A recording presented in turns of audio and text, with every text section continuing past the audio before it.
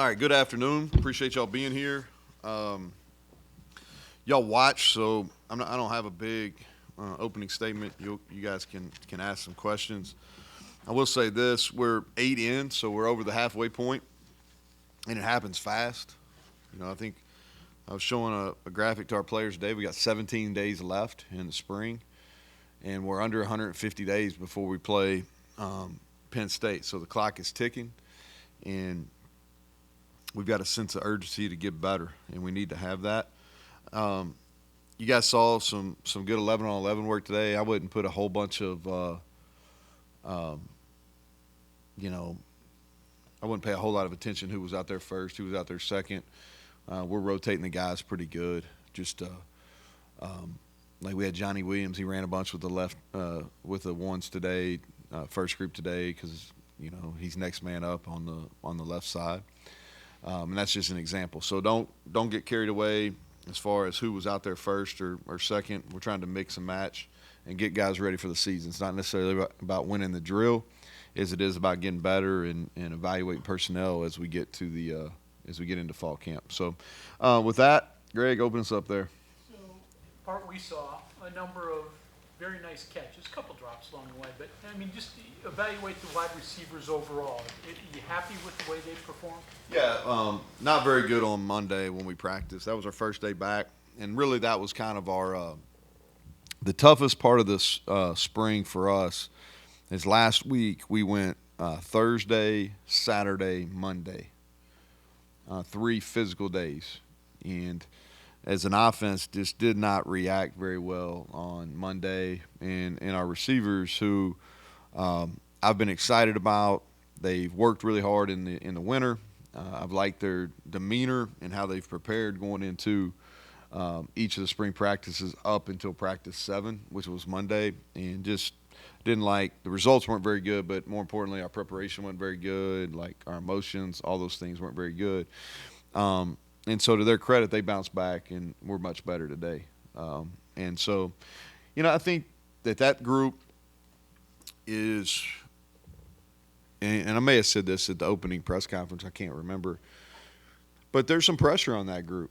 We probably outperformed expectations in that room last year, especially the young guys that played, the Traylon Rays, the Rodneys, Preston playing for the first time, Hudson playing, probably, really maybe surprised some people, but that element's gone now, and so there's when expectations are low and you do better, like,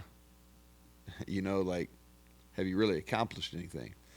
And so now those guys have proven they're capable of playing this at this level. Now, what does the next step look like? Can we win because of them? And we've done a lot of passing situations this spring because we have to get better throwing the ball. The quarterbacks have to be more accurate. Our running backs and our O-line have to protect better. We have to do a better job of getting open and making plays after the catch. And so we've put a lot of pressure on those guys with the full expectation that we will be better and we'll be able to win some games because of them this year. You mentioned offensive line a little bit there with Johnny. There is some mix and match, and some of it's necessity, injury or such. But your first group, a lot of experience, but the backups, you seeing something out of that group? Yeah. So, Wyatt, Tomas is missing the spring. He started doing some individual yesterday, or I guess today was his first.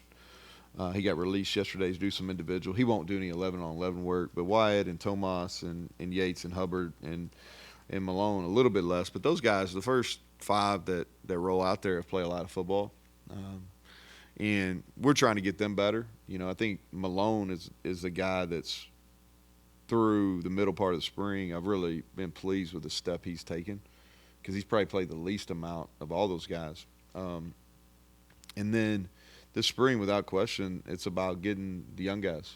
Johnny Williams, he'll be a factor for us. We need to get him where he's ready to play in fall camp, and we think he will be. Sully Weedman and Mo Hamilton are both getting a bunch of reps, and it's time for them. They've been in the program, and it's time. They've got to be able to perform. Yates is out for a couple days. Nothing serious. He's just out for a couple days, and Landon Livingston is getting a bunch of reps at center, and so is Cooper Young. And Landon, I've been pleased with him. He's a guy that would probably be, if not the most improved player on offense. He's in that discussion through the midpoint. And then, Xavier Bosley and Nick Cray are the other two. And we feel like both of those guys are going to be ready to play. Xavier the more comfortable he gets, the better he's playing. It's a different speed, than what he's had. And Nick Cray, we think's got a chance to push, to be in that front group. So they're a work in progress, but yeah, this spring for offensive line, it's about them getting better and get prepared to play. Quarterback-wise, a lot of talk about Green and what he needs to improve on, but Nico looks like he is night and day even from this point last year. He looks a lot better. It's a good observation because he is. What is he? Yeah, what is he doing that you could speak on more intelligently than me about what he's actually doing that you feel makes him better than a year ago? I think it starts with his preparation, which sounds really simple, but he's matured as a football player. So, like when he turns on the video, he knows what to watch.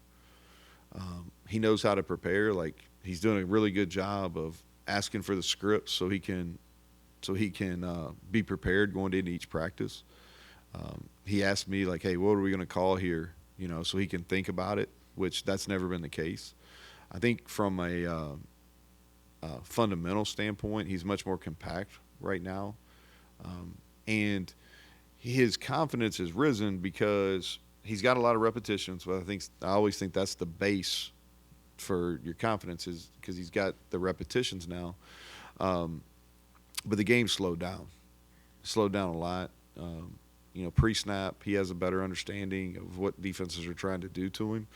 But I've been really pleased. I talked about Landon Livingston, and then Nico would be right in that conversation as the most improved player we've got on offense, and he's getting a bunch of snaps with the first group right now as well. But I'm pleased with him. Really, really pleased with what he's doing. Tag is most improved on defense. Yeah. So defensively, I'll give you a guy that to me is really showing that I think he's preparing to be an all-league player. Is Eddie V? Eddie is he's really been difficult to block, and I think. And I'm giving you two older guys, and I'm going to talk about some young guys because you probably asked it from a young guy perspective. But Sean Martin, and Sean Martin had an illness last year that really kept limited him some in how he could practice. And now, he's had this ability. He's got great length, and his size, and he's up to a weight now where he's really powerful, and he's one of the strongest guys. And he's always been one of the hardest workers. Well, now it's starting to click, like how to use his length. And I think that he's starting to show that, okay, he can maybe be a dominant player at times, and now he's going to be a guy that's, as the year goes, we're going to talk about not just being an NFL player, but somebody that maybe could potentially be like an early round pick. So those are two older guys, probably closer to what you're wanting to know as far as young guys, as far as being most improved. Are guys that are younger in their deal here. Tyron Bradley, he played his best game in the bowl game. I think I mentioned him last week. I'm pleased with what he's doing. He gives us more size there too at that position. That banded into the boundary. He's giving us more size. And then another guy that I think has really made positive steps, and he played a lot of football out of necessity at the end of last year, is Ben Cutter. It's like two schedule questions for you. Okay. When you mentioned at the beginning, Tuesday, Thursday, whatever the days were last week that challenged you on Monday. When you're putting your schedule together, do you seek those out to see your response, or do you avoid those because you don't want to have a day like Monday? No, so what we're trying to do is the thing with scheduling in the spring, it's kind of evolved a little bit, is so we on purpose don't go back-to-back days because there's really no reason to. And it allows you to practice the way you want to without where the guys can get their bodies fully healed. And then there's so much time demands on the staff and the players now. We try to avoid weekends, and it's a little selfish for my part too, because my kids got stuff on the weekends, and I miss enough of their things in the fall that I want to be able to go to it. But I think just from a quality of life for our players and for the staff, leaving the weekends free makes it better, and the overall morale's better. But the last, like that little stretch that I was talking about, the Thursday, Saturday, Monday. On Saturday, I wanted to practice because we needed to have one day where we get recruits here, and we needed a Saturday to bring the families in, and then we had the fantasy camp too. And so, on purpose, when we built that, like I wanted to be able to test them. Like we went a bunch of team 11 on 11 on Thursday. We went in the stadium, we're physical, and then we had to turn around and do it on Monday. And yeah, so I wanted to see like who could do a little bit some hard things better, and maybe who hasn't handled those things, previously, who now has grown and matured and can handle that workload. This may be cynical of me, but I noticed that the portal opens on Monday. You guys basically have 2 weeks of practice left. Seems weird, the timing, right? Like, Yeah. who's going to leave right now? Is that any? I mean, that's such a big deal. I mean, if that's what they want to do, like. But I mean, it makes it pretty difficult to get a 2-week head start and get Yeah. caught up if you want to go. It seems like not you would intentionally anchor people here, but it does give them something to think about, and it's a way to retain players, maybe. Well, I don't know. We'll see. We're going a week later today, or this week, or this year. Excuse me, not this week. We're going 1 week later than what we've traditionally done, and the reasoning is not necessarily related to that. It's related to we had some injuries the first week of spring ball last year, like right after spring break. So, in our planning for this year, we wanted to come back and give a week buffer period between spring break and the actual first practice, and then that just backed everything back a week. All right, so that was kind of the thought. As far as I don't know, we'll see, because this is new for us too. It's our hope that we don't have a ton of portal activity. I'm not naive to think we won't have any. So we'll see on that. The thing about the window, it's 15 days, and it doesn't really matter if you get in the first day or the 15th day. It kind of is what it is. You know what I mean? Well, yeah, we'll see. Like I said, I'm unsure. First time doing it, we'll kind of see how it goes.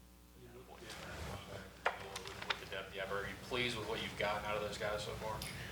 We do look a lot better, and I think we're one class, like this class coming in, and our numbers will be there. And we have not been at full strength there for a long time. And I think that's a byproduct of a couple things. Is it's hard to recruit linebackers now because of the way the game's played. There's so much more people in space. And so it's hard to evaluate them in high school. So you got to project a little bit. And so that's kind of, we've gone down to the wire and we've missed on some guys not last year, but the previous class or two. And so, and rather than reach, because we've reached and it hasn't worked. So rather than reached, we just kind of bided our time and probably a little bit thin, especially the last 2 years we were thin. And so now we've got, Trey, who I'm pleased with. That was a major injury. He's coming back, and he gets better every day, so I'm excited with that. And Reed Carrico and Trotter and Cutter and Caden Beiser. And Beiser would be the other guy that would be in the mix for the most improved. He played really sound football in the bowl game, and his change of direction has gotten better over the offseason, so I'm really pleased with him. So now we have, 5 guys there that can really help us, and we got a couple more coming. And so that's been beneficial. It's definitely put us in the best spot we've had thus far. You talk about Hudson, you talk about Malone. Is there a walk-on this year who maybe not is going to get a scholarship, but is like right there and just kind of needs the opportunity to be good? Yeah.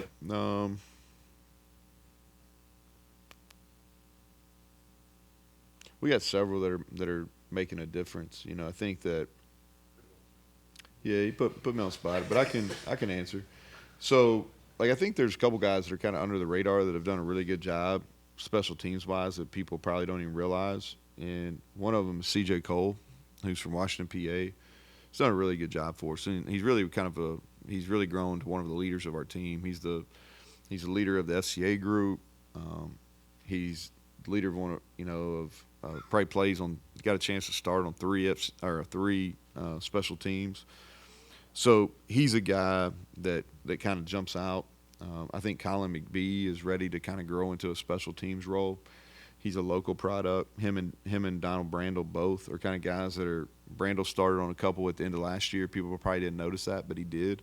And those are both University High guys. I think the other one I would put in that is Derek Berlitz, whose brothers had a great swimming career here.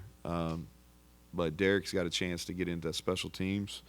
Let me think here, because I want to be able to answer your question. Clay Ash, I mentioned him the other day. Like, he's done a nice job. We're deep at that spot, but he's done a nice job. Whether I think it's too early to tell if he can actually get in the mix or not, but he's done a nice job thus far.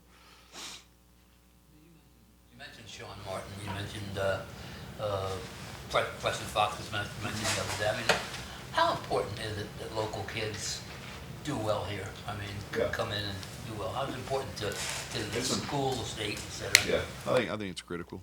Yeah, I really do. I think anytime you're the state university, I probably understand this better just because where I grew up from, but I think that anytime you're the state school and you represent, an entire state, that you need to, not only from how you play the game, identity standpoint, you need to match kind of the state, but you also need to be well represented on the state.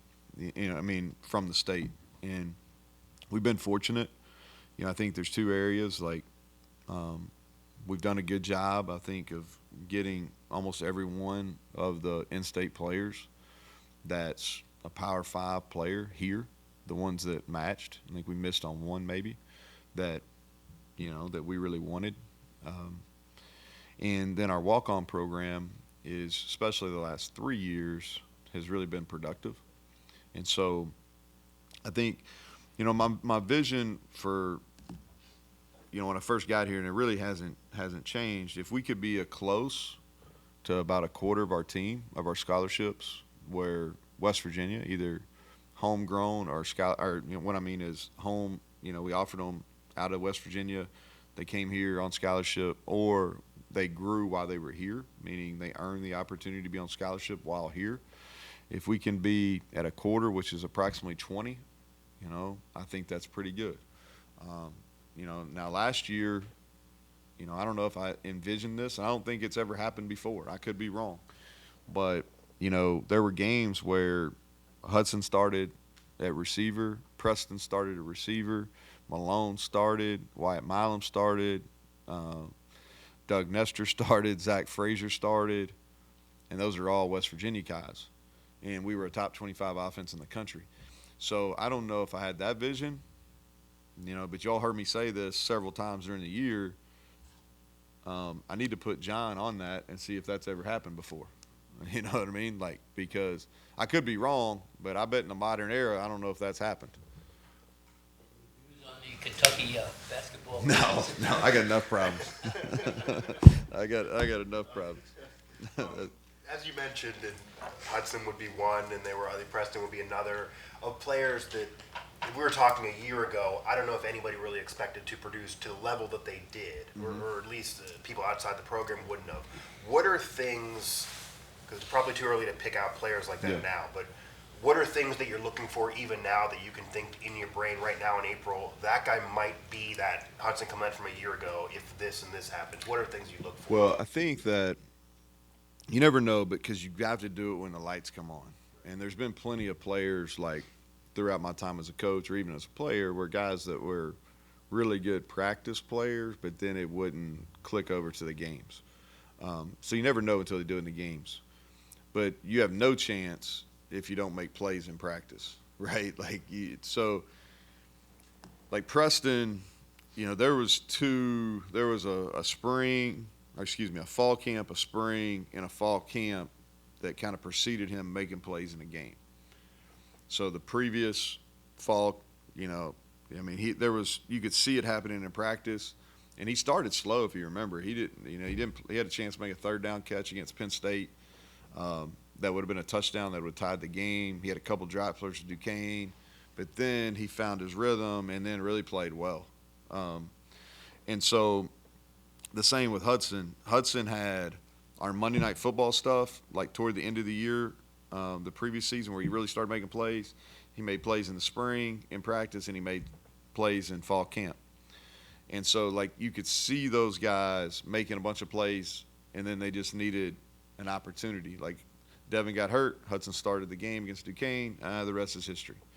And so I think that's what you really look for is, like, who is winning some one-on-ones. Like if you're a receiver, who's winning versus man coverage and who's making contested catches. If you're an O-lineman, who's making point of attack blocks against good people. D-line, who's tearing off, who's winning one-on-one pass opportunities. Linebacker, who's making tackles, who's making plays on the ball. Those are the things you're looking for. And most of the time, if they're consistently making plays in practice, then it's going to translate. Unless they got performance anxiety or something like that, then it's going to translate into the game. Things you wanted to accomplish this spring, you haven't gotten to them all yet. Yeah. Are you on track? Are you ahead, behind? No, I think that we always talk about these objectives we want to get to. We want to stay healthy, which, Jacoby Spells is going to miss the rest of spring. He had to have surgery, so we haven't necessarily achieved that. But we want to continue to stay as healthy as possible. We talk about trying to figure out the personnel that we're going to have and that we need to play with in the fall, the ones that are here. I think that's a work in progress, but we're on plan to do that. We want to get a bunch of repetitions in our base schemes, which we're doing. There's certain aspects like the red zone is something we've got to get better as a football program. We've got to score touchdowns better offensively. We weren't good enough there.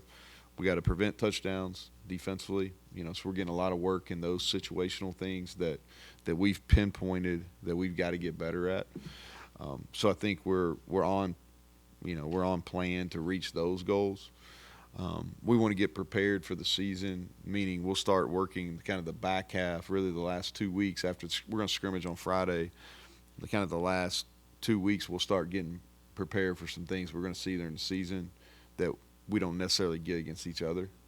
So we haven't gotten to that point yet. But I think we're on plan. I like the demeanor of the group. I challenged them today in our team meeting, and I thought we came out. We were a little flat. We had the blue and golden globes last night where they get all dressed up, and they probably had a good time after. And but I challenged them in the team meeting, and they answered. I think that's the signs of a team that's hungry if you can challenge them and they'll accept the challenge. What you were saying about to Greg, 11 on 11, a lot of it this spring. Is that was by design because you got an older team? Yeah, so kind of our thought process, we get about six into it, 6 practices into it, and then the rest of the spring do a lot of. It's hard. You want to be careful because you want to get your base stuff in, and it usually takes about 6 practices to kind of get your base stuff in. And there's always the process of teaching people how do you want to practice, because it's a weird sport. We have big gaps, right? So you practice in December for a bowl game, and then you have a gap until March. That's a long time. You work the football skills, but you're not practicing with 22 bodies out there at all times. And so there's always, and then you do it, you finish it in April, and then you don't do it again until August. And so there's always a little bit of time where you don't have just a bunch of people on the ground. So we kind of don't do as much 11-on-11 work during the very beginning of fall camp or the very beginning of spring ball, just because we don't want a bunch of bodies on the ground. And so now we're to the point where we're practicing better. We didn't have a ton of bodies on the ground today. And then we can get where we get a bunch of 11-on-11 work, because really we can drill now all summer. We really need to get repetitions of 11-on-11 work situations, see who's going to be able to compete at this level, who's ready to play, and it's you go team to evaluate, you drill for skill, and now with the OTAs in the summer, we can really do that over the summer. Upper body, lower Yeah, upper body, and he'll probably miss some time during fall camp, and but he's gonna miss the rest of spring. And he had a great winter, man. So like, really hurt for him and us because he really had a great spring. It won't be anything that I think he'll be back at some point early in the fall. Time now for him. It's time, man, and he shows up. Like, and you've been at some practices, so you've seen him. Really pleased with his development. I think he'll be a difference maker for us. I really do. He's been in the program for a while now. He did some nice things late in the year, kind of unnoticed, but yeah, I like what we're getting out of him. Today was, Coach? Which I might. today was mostly clean. Didn't seem like there were turnovers, no uh-ohs, or the Yeah. ball wasn't on the ground. I think there was one penalty I saw.